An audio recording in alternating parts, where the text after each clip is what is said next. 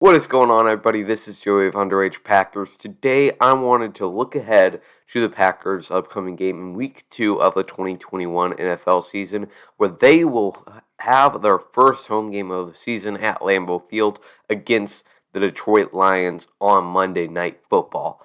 Now, I want to kind of taper down my expectations, my predictions for this game, because I think it's safe to say I, like many Packers fans last week, was way over my head with my predictions for them. I thought they were going to drop 40 easy W's, no problems at all on the offensive side of the ball, and the defense can do whatever the defense wants because the offense would be too fast for the Saints offense to keep up with, but that definitely was not the case. So, although they are the Lions, I'm still going to try to be a little more level-headed, and this makes more sense than against the Saints, just in general, to say the Packers will drop 40 on them.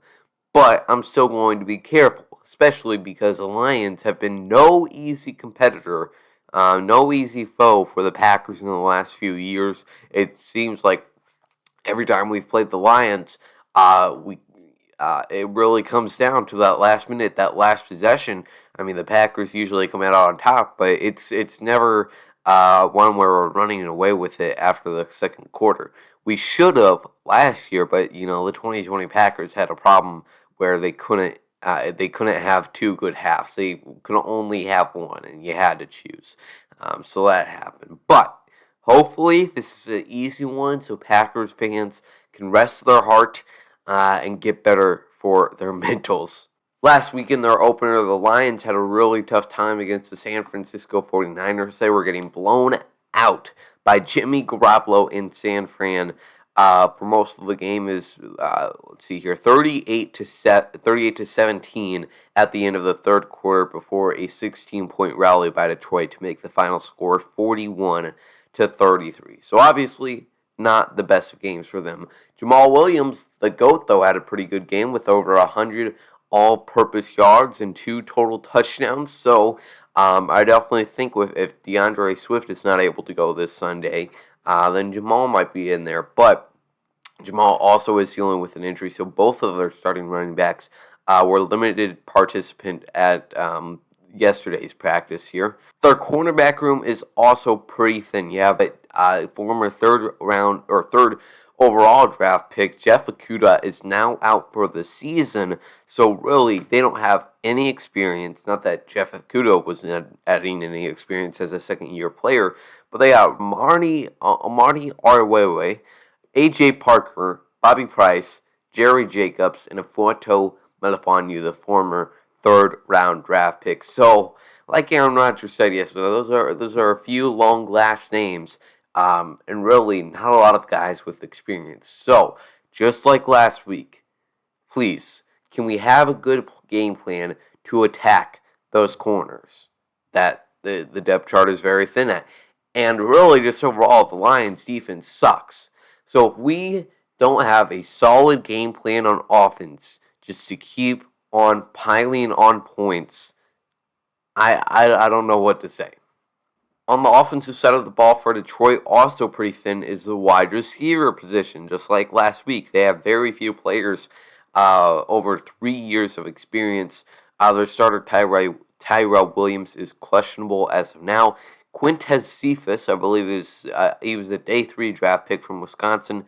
Tom Kennedy, Cleve Freeman, Trinity Benson, Amon-Ra St. Brown, EQ's brother, and Kadero Hodge. But they do have T.J. Hawkinson, and like I mentioned, DeAndre Swift and Jamal Williams are going to be a big part of their receiving game. The most recent time the Packers played the Lions was near the end of last year, 31-24. The Packers had the lead for the whole game. They started off fast with the Devontae Adams, Marquez Valdes-Scantling touchdown with Aaron Rodgers placing the ball perfectly behind his shoulder. It was pretty nice, pretty lovely to see. Packers gaining a total of 410 yards and only 293 for the Lions. The biggest difference for the Lions this year compared to last year, though, is obviously their quarterback, with Matthew Stafford now being Jared Goff. Not that he switched bodies with Jared Goff, but their quarterback is now Jared Goff. I don't think I needed to add that context. Looking at the injury report for both teams, Josiah DeGuara, it is unlikely that he plays. Very slow to get up last week against New Orleans after a concussion. You have Josh Myers with a finger injury. I really hope he can recover. Then you have Lucas Patrick also with a concussion, and Darnell Savage with the shoulder. It would obviously be pretty big if Darnell Savage could not play in this game. Obviously, it's not against two offensive powerhouse. But Darnell Savage is the main part of this defense, especially from last week we saw, and we need every help we can get on there. But other than that, the Packers are looking pretty healthy. Zadarius Smith still dealing with that back injury. He did not participate in Thursday's practice, but he did this type of thing last week where it was some days full or limited participation, and then the others not participating at all. As far as the Lions, they got an interesting list here. You got Jamal Williams with his chest injury, DeAndre Swift with his groin injury, like I mentioned, both those running backs with limited participation to start the week of practices off. You have Romeo Arquara, their outside linebacker, great pass rusher with a shoulder injury. He was also a limited participant. So they got quite a few starters on the injury report as of now. I would tend to think that most of them will end up playing, though. But that's the Lions. That's the Packers. Good God. Just hopefully, this isn't a disastrous performance like last week. There is no reason it should. There is no reason the Packers should be not able to score more than 3 points against the Lions.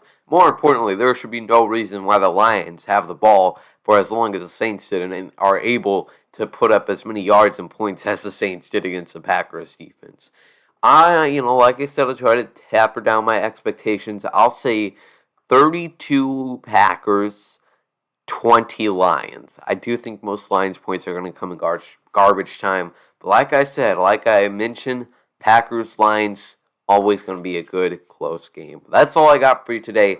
Let me know your thoughts heading into the weekend on this Monday night football game. Subscribe to this YouTube channel. Follow us on all the social medias. I'll see you later. As always, go Pack Go.